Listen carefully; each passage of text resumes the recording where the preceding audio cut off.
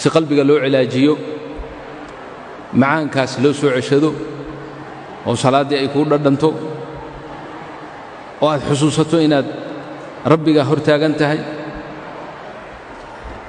nin baa i weydiiyey su'aal wuxuu yidhi maxaa marka imaamku xoogay dheereeyo salaadda aan u kahannaa oon u nacnaa marka isagu waa daabit sarkaal askari oo wasaaradda daakhiliya ka shaqeeya weeye meesha aan fadhinana waa xafiis su'aashuu iska kay weydiiyey aniguna su'aashiisii su'aal kaleaan ugu jawaabay waxaan adigu haddii hadda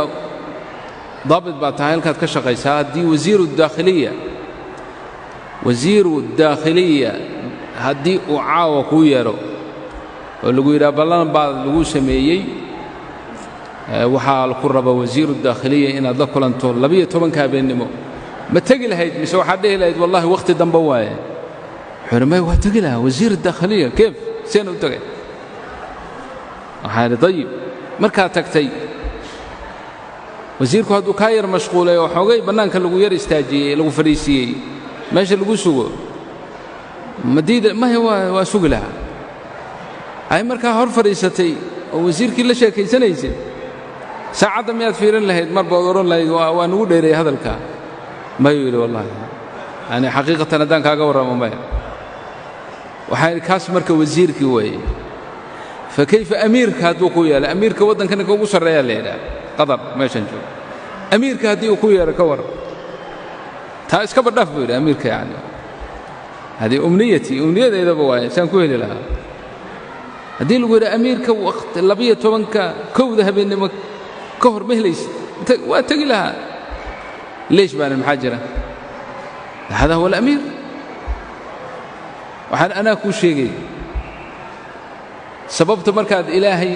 hortiisa aad istaagto oo kula dheeraanayo la hadalka ilaahay laakiin amiirka hortiisa uu hadalku kula dheeraanaynin aan ku sheegaan laana waxaad yaqaansan tahay amiirka ama madaxweynahan hortaada jooga inuu xaajaadkaaga oo dhan ku gudi karo waxaad u baahan tahay inaad ka heli karto waxyaalahaad sii xusuusanaysaa imise arrin baan ka dhammaystaa laana waddanka oo dhan buu u taliyaa wasaarad kasta isaga xukuma xaajooyinka marka wasaarooyinka iyo kaaga xidhxidhan inuu ku xallin karo ayaa dareensan tahay marka saas awgeed wakhti kasta ha noqotee diyaar baad u tahay inaad qaabisho wakhtiga uu kula fadhiistana waad ku macaansanaysaa waad jeclaanaysaa inaad la sii fadhido waa sax weeye waxaan tan naga maqan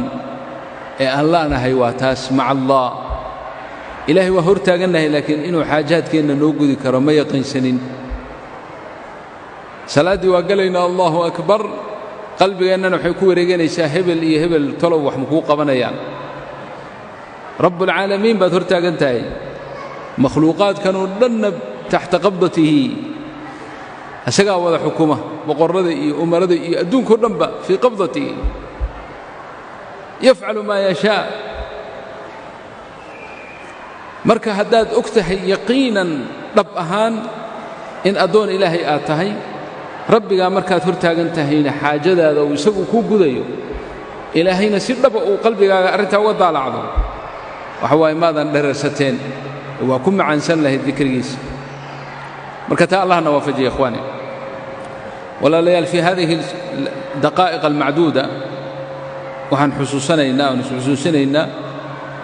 rabbigeen jala jalaaluhu allahu aladii laa ilaaha illaa hu allah aan ilaah kala jirin rabbu hada alkowni huwa allah saxiix ilaahay annagu indhaha kama aragno adduunka intaan joogno in shaa allahu fi alaakhirati waan arki doonnaa walaakiin ilaahay jala jalaaluhu aayadihiisa kowniga ah iyo cajaa'iba qudradiisa uuna tusay waxay nagaga filan tahay inaan ku yaqiinsanno yaqiin dhab ahoo jaazima